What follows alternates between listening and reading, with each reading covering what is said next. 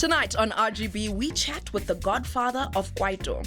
Then we find out what happens at Celeb Family Christmas, and we find out where Mdu is headed.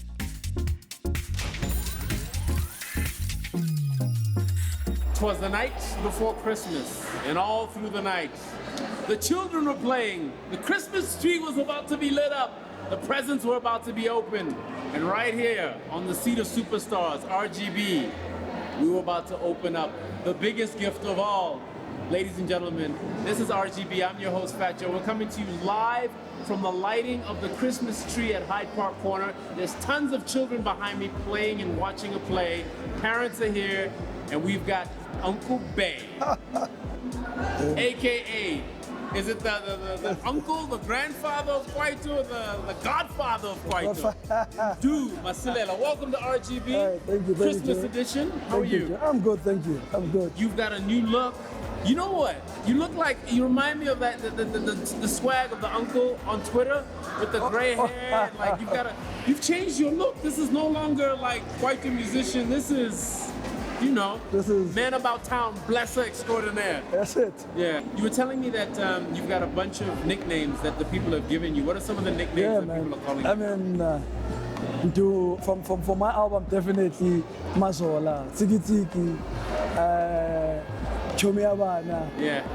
I mean, a whole lot. Now there's like Uncle Bae, the Godfather, Father of all nations, National Key Point. I'm like, wow, really? Oh, great. And this all started with a tweet by your daughter, right? Exactly. And when she saw the response, how old is she now? She's 22 now. So when she sees the response now, because you're just her father, how does she react? How does she respond? Does it kind of, and her friends as well, I'm sure. No, I mean, she was laughing, but she's the one who opened an Instagram account for me. Yeah.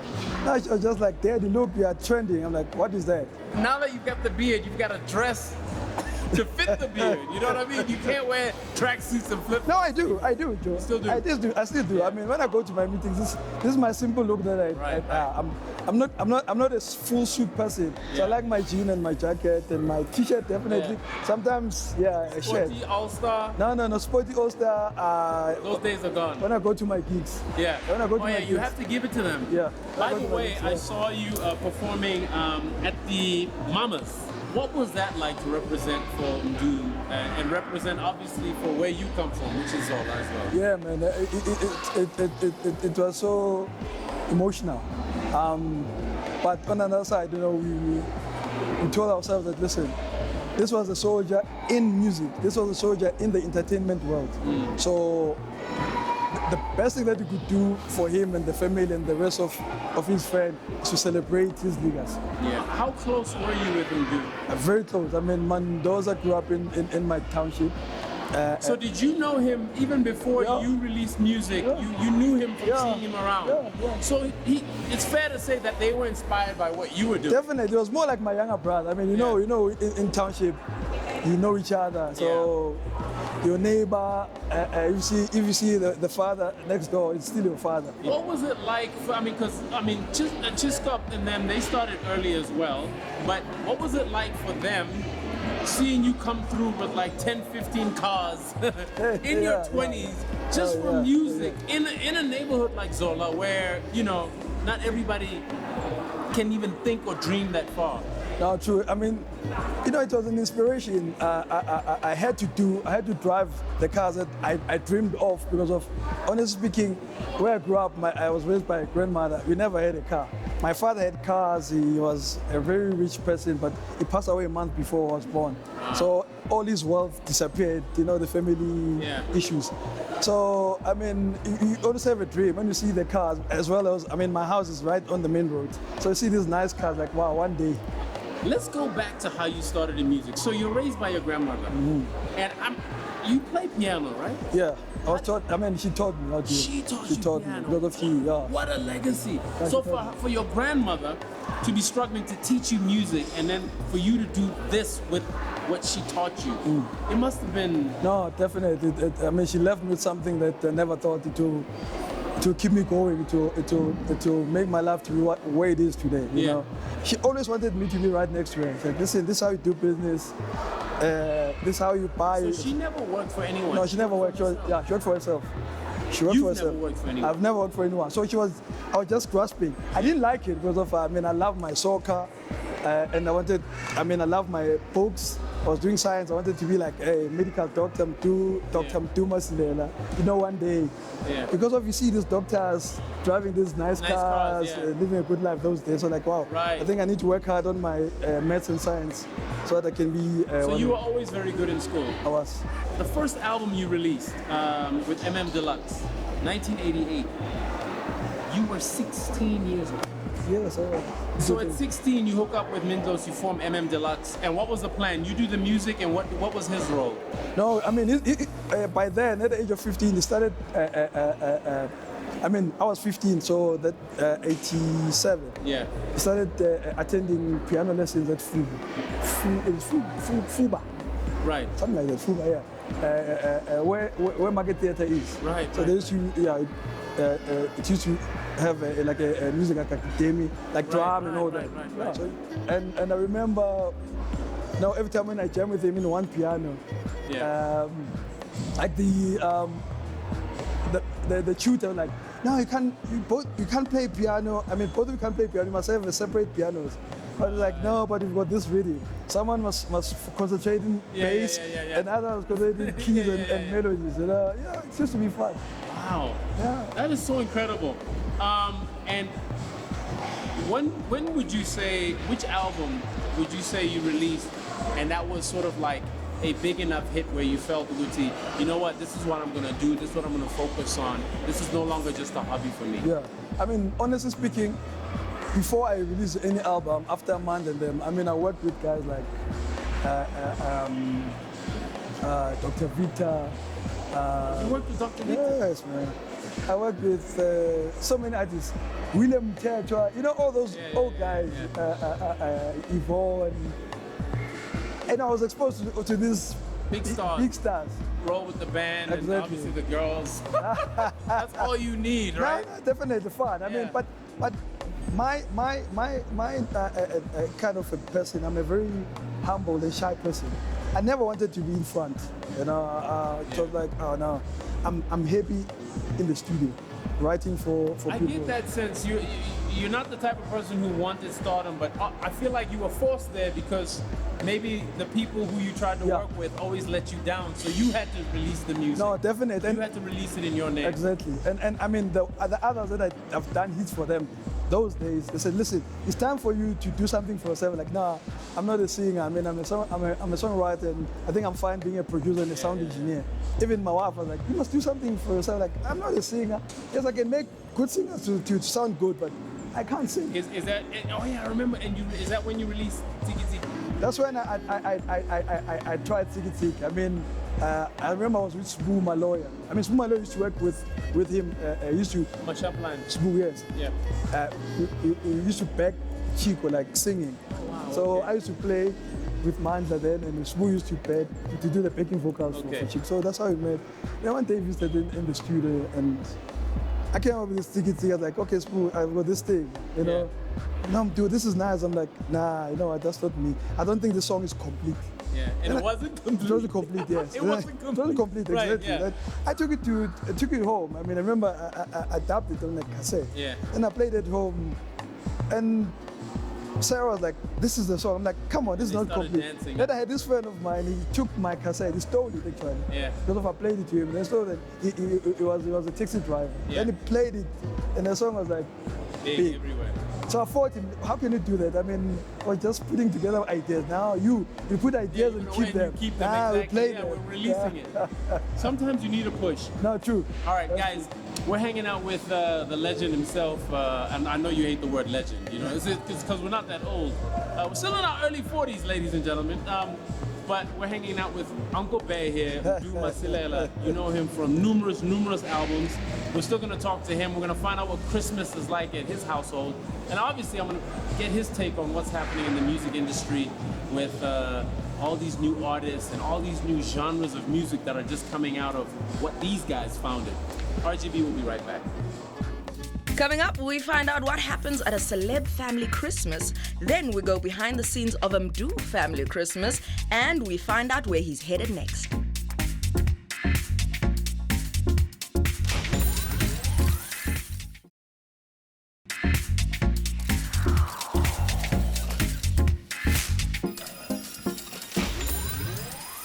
Welcome back to RGB. Now, this is Christmas Eve. It's the night before Christmas, and we've got a gift that keeps on giving. We're hanging out with Mdu Masilela, aka Uncle Bae. Huh? Sure, man. I was asking you about your first hit, where you realized that this was going to be definitely your career now. What was that moment? What song was it? Was it Tiki Tiki or? For me, to launch Mdu as an artist, it was Tiki Tiki. And funny enough, people don't understand that Mdu was in business ever since because of I opened a record label at that time, 1993. Right. It was called Mdu Production then. I signed Mdu Masilela as an artist. Yeah. And I released the Tiki Tiki. And it was like unfinished song, but wow, even today. I'm sorry to say that because I know people are going to say, hey, don't, that's our song. So, and then what would you say was the biggest song you've had in your career and the biggest selling album? Whew. Yeah, I think my They album. all sold well, I know. Yeah. But which one for you was like, sheesh, I don't know if I can do this again? I think Mazola.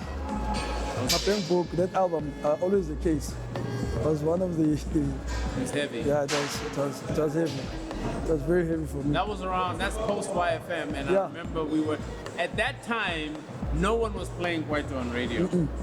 And we made a conscious choice that we're gonna play it, and we're not just gonna play it, we're gonna play it to death. Definitely, We killed it. And I'm sure you guys as artists weren't ready for what happened at that. Definitely, because we're like on the ground. Yeah, you were always like bubblegum music, called bubblegum music artists, and now all of a sudden, you're as big as they come. No, definitely. And everywhere I go, people are saying, listen, you don't have to be shy about being the creator of Kwaito. You always, a step back when it comes to who created Kwaito. We know that it's you because of, the history proves itself because of your music then till now, still happening. So you had a vision about this industry. You had a vision about the genre rather, the Kwaito genre. Now it's still happening. Now Kwaito is Kwaito hip hop. That's what I was going to ask you. Is Kwaito dead? Firstly, what is your definition of Kwaito? Kwaito is the music, original music from the township that was created based on different languages that you speak in the township. You know, in the township, when others are from vendors, so law. Exactly. Right. Yeah. Now we call it Tsotsital because we mixed right. like a Tsotsital. We mixed Sutu. The word kwai. Yeah, kwai, like heavy, strong weight, like heavy, hot. Yeah. So that's where Kwaito started. Yeah. Let's get into Christmas. The reason why we're here is because obviously they've just lit up the Christmas tree. Wow. We had lots and lots of children here, as you saw. We're here in Hyde Park. What was Christmas like for you, Izzo, growing up? Well, it's Christmas. You're gonna eat a lot. You what? You're gonna eat a lot. Right. Everybody will be cooking. Yeah. You'll be visiting aunts. They'll be cooking. Yeah. And all that. I never used to getting present in Christmas. Yeah. Like, it's Christmas, I'm not going to school, so I'm going to visit my aunt. I think my aunt, she cooks well, so I'm going to go there and eat. They eat well, right, yeah. And now with, obviously you've got kids who are entering adulthood, but what's Christmas like in the Masilela household? Family gathering, having fun, praying that, thank God, we are this far of the year and we're still together. Yeah, all right. Well, we've got a lot more to talk about.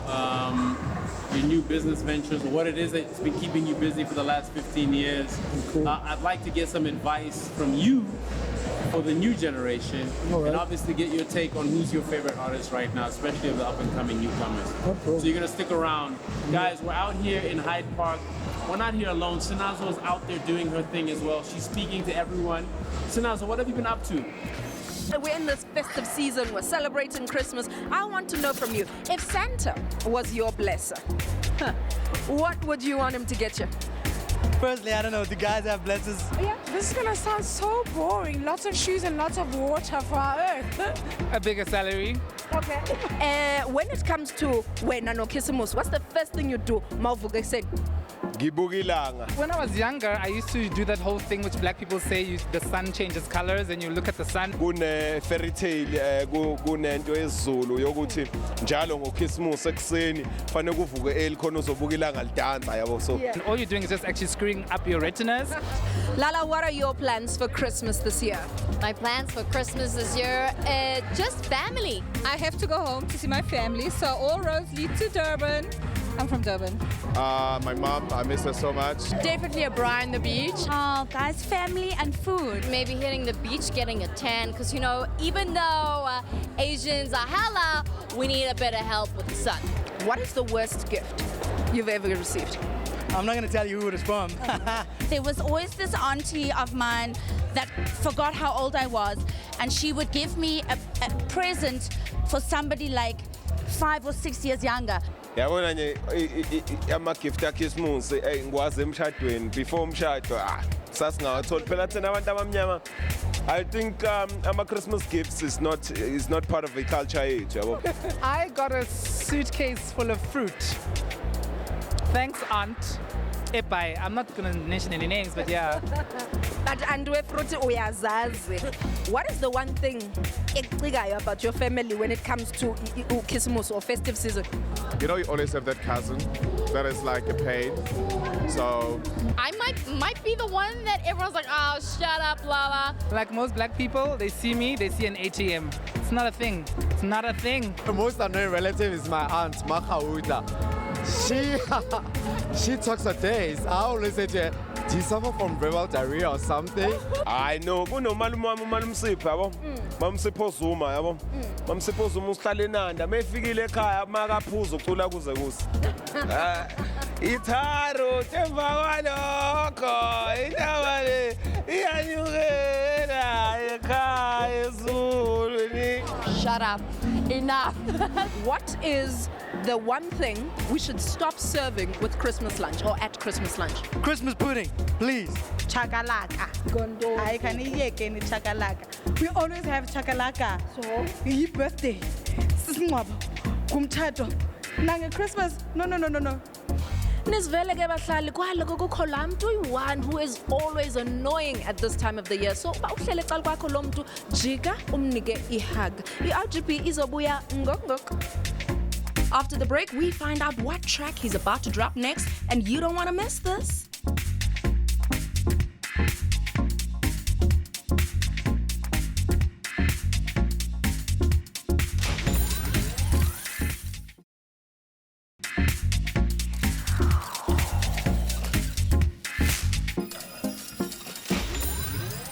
Welcome back to RGB, guys. We're still sitting here in Hyde Park. Christmas lighting, the tree is up. Tomorrow is Christmas. I think the kids have gone to bed now, but the music is still happening. And lots of people are still here. Du is still here. Where did you go for 15 years? Man, I felt being in that box was enough for me. Doing tours and all. I needed to venture into new products. So I was doing event gear hire with a company, a Showtime that hire gear events. Okay. What is that? 10 speakers, lights, yeah, PA systems, you name it. Yeah, LED lights. Name them. The whole gear, marquees. Yeah. Do you still tour? Do you still go out and perform? Yeah, and do definitely. shows? I still do shows. Is it still the same, or do you find that you need a break? And you need to go get some water backstage in the middle of a song and just it's hold enough. on, guys. Hold on. I must say, that's when I realized that more than anything, music is something that makes me happy. It's in my blood. Something that I can't take away from. I took a break for almost 15 years, but I was doing shows then, but I was like, I'm tired of being in the studio, tired of doing music. I just being on tour. Being on tour. I've done it now, but it always calls me back, and I've realized that every time when I'm on stage, I feel like I'm in a kindergarten like a kid. I just enjoy myself, With me in radio, I always say when I'm in the studio, I'm at my happiest. Exactly. Then you have days days where you have to perform after like a Babe Fotu. Yeah. You know, like all that energy and all that, whereas that used to be you. What's that like, seeing all these young artists doing their thing? What I've realized, and what I was told by my grandmother, music is you're not competing like soccer. You know, music is all about emotions. So you're not competing. When you get on stage, you must just do what the people, what you're supposed to do. So whoever that is powerful at that time, I don't feel Embrace it and threatened. enjoy Yeah, it, I mean, actually, I'm enjoying their performance, and I go to them and say, listen, wow, you know, I love your performance, I love your songs. I mean, I love it. So, and when I get on stage, they are supporting me. So it's all about supporting one another. It's not a competition. You say that you're gonna release an album. When can we expect an album? Can you I think the give album, us a date? I think the single is already out. Oh, it's out. Oh, Yeah, the single is okay. already All right, out. all right. The album is out. No, the single. Oh, the single. The single. Okay. The album, hopefully 2017. But the single is already out. Yeah. Yeah. Who's your favorite artist? Wow. You have to pick one. Listen to And I know Joe. it changes. Like this week is this one, but currently right now, who's? Listen to Joe, man. Firstly, let's start with the ladies. For Babe Fotu to just, as pretty as she is, just come with this kwaito, Devon kwaito, say, listen, yes, when you look at me, I'm this beautiful woman, but now I'm from Mekas. Yeah. Wow. For me, that's representing on its own. Yeah. I mean, a whole lot. I mean, Questa in Go-To. Of course, yeah. You know. That was incredible. Wow. That was an incredible moment in music. Yeah. Yeah. That, you could still tell that it's a continuous of what we used to do. Yeah. And the writing has become more sophisticated. Because now the lyrics are so complex, especially because of the rappers, you know, and the influence. But yeah, all right. What advice would you have for what's the one major lesson you learned through your career, particularly in music, that you could share with others as something that they could use to latch themselves onto and learn from in their pursuit of a musical career? I think our generation, they thought music is competition. It's not competition. Music is. There was competition. Yeah, there was a competition that is unnecessary that took most of us nowhere. You know, so there's no competition in music. Just express yourself, same as on radio. Just do what you gotta do. Definitely you follow the. Room for others. Yes, definitely, yeah. That's true. Dude, man, it's been a pleasure hanging out with you, reminiscing, going down memory lane. Thank you, Joe. Look forward to your up and coming album. Do you have a title? Well, there was this one title that I've already created, one night only. One night only. So I think I need to do a tour for that one night only. You know? Right. Yeah. Well, we look forward to it, man. Great, man. Uncle Bae, ladies and gentlemen. Well, people must understand that this Uncle Bae, I never planned it. It just happened. Yeah. And I just want to say thank you to all South African and African sisters and brothers for just picking something that one was just playing. Yeah. You know, to be this big. And I'm so humbled by that. Kulu Bae. Wow. Do Masilela. Guys, thank you for joining us. We want you guys to have a Merry Christmas. May it be filled with wonder and blessings. And catch you next weekend.